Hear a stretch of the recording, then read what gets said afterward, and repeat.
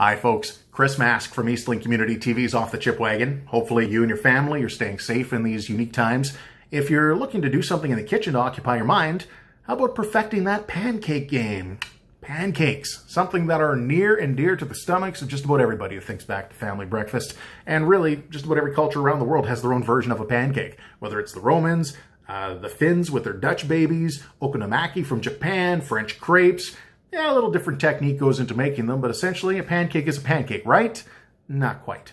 You might have heard the term hot cake. Well, technically those are smaller and a little fluffier, but the term flapjack, at least here in North America, that's interchangeable with pancake. Just not if you go across the pond to the UK, because if you try to order a flapjack over there, you're going to get yourself an oat bar. So here is what I consider to be one of, well, it's my personal pancake recipe. I've been using this for years. And I think that this is really one of the better ones that you'll find out there. Perfect pancakes, it's all about acid and base balancing. I know, science. Ugh. So we're going to get the acid from buttermilk. If you recall a few videos ago, we made butter. And that byproduct, well, that's buttermilk. So maybe you have some of that kicking around. If not, you could always cheat a little bit by adding lemon juice or vinegar to normal milk, mixing it up and letting it sit on the counter for a little bit. Problem there is now you might go a little too heavy with the acid, and that's not going to turn out to a good pancake here. Simplest thing, just go and buy buttermilk at the store. It's really not that hard to find. But where do we get our base from? Well, in the olden days, they used to use snow because of the ammonia in it. Well, here, we're going to use baking soda. In fact, we're not only going to use baking soda here, we're also going to use baking powder, which also has sodium bicarbonate in it, just in a smaller ratio than what's in here. Both of them, though, do have a role to play in a perfect pancake. My recipe, I call it the rule of threes, because the threes that are going to go into this, 3 eggs right off the hop. The egg to the dry mix ratio, incredibly important, because if you go too heavy with the eggs, you're going to get a really dense pancake that's almost like a custardy texture to it. And if you have too few eggs in there, well, now you're going to get something that's more like a biscuit. If you really want a good idea for your pancake making, I know it's an extra step here, whisk your eggs before you do anything else. And if you want to go that extra mile, whisk the yolks separate from the whites. And this way, you don't overwork the eggs. So when you get your eggs ready for this, boom, 3. 1, 2, 3 eggs. Now, next rule of 3, all-purpose flour, 1, 2, 3 cups. From there, 1, 2, 3 cups of buttermilk. Next, 3 tablespoons of sugar. Adds a little sweetness to it. 3 teaspoons of your baking powder. Now we'll cut things a bit. 1.5 teaspoons of your baking soda. Salt to taste, it usually comes out to about 3/4 of a teaspoon of salt. We want to add 1/2 cup of milk to this, and finish it off with 1/3 cup of clarified butter. Now, normally when you burn pancakes, it's because you're burning the solids that are left from the strands of the milk proteins. So this way, by clarifying the butter, you eliminate that. And that's a beautiful goldeny liquid that you can pour right into the milk and the buttermilk and the egg mixture and mix that all up together before you add it to your flour. Because it's like making a cake. Do your wet ingredients separate from the dry ingredients. This way you don't overwork it.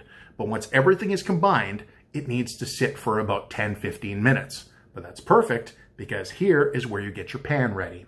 If you have one of those electric griddles, great. If you're going to do it over a campfire on the barbecue, fantastic. Have an instant read thermometer to make sure you're not going too hot. I know it seems kind of geeky to do that, but you want good pancakes here. Non-stick pans, great choice, or cast iron, my personal choice right here. Don't make fun of the size of my pan. It's not the size of the pan, it's what you create in the kitchen, right? I think that's how the phrase goes. Anywho, what you need to do here is bring your stove temperature to about 375 Fahrenheit, and that's where the instant read thermometer comes in. You can do the water bead test as well, where you flick some water into the pan, and if it starts dancing around, your pan's ready to go. But thermometer, you're not going to have any wiggle room here. This is, this is right on exactly what you need. Once you hit that 375, take the pan off of the element and reduce the heat. Slowly over that next 10 minutes, it should come down to about 325, and now you are in pancake making range. Different cultures have different, shall we say, superstitions, even when it comes to pancakes. A lot of times they say the first pancake should always be thrown out. You know why? because usually that first pancake is what tempers the actual surface of the pan that you're going to be cooking in, but we've already done that by removing it from the element. First 3 pancakes are often thrown away for luck. The French will flip pancakes with a coin in one hand and make a wish. That's entirely up to you how you want to do this. When do I flip though? Watch your pancake surface. You're going to see bubbles start to develop. But this, not quite ready to go.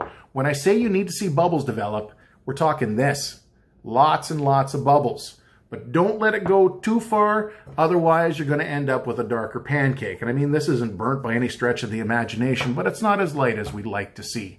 From there, I mean, time-wise, shouldn't take any more than 4 minutes for the first side, no more than 2 minutes for the second side.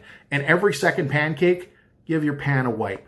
What you can actually do, instead of just pouring oil or a piece of butter directly into the pan, what I like to do anyway, is take a cloth with some butter on it and give that pan a wipe before I add the batter in. And again, do that about every 2 to 3 pancakes. And eventually, you're going to get some nice, pretty looking pancakes. But here is the thing. Here's the kicker.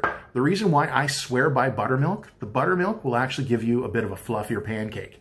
So if you look really carefully, this is a buttermilk pancake, and this is a regular milk pancake. Slight difference, but definitely fluffier, at least to go on this one. Both have nice color, both make for a perfect breakfast. Stay safe, everybody.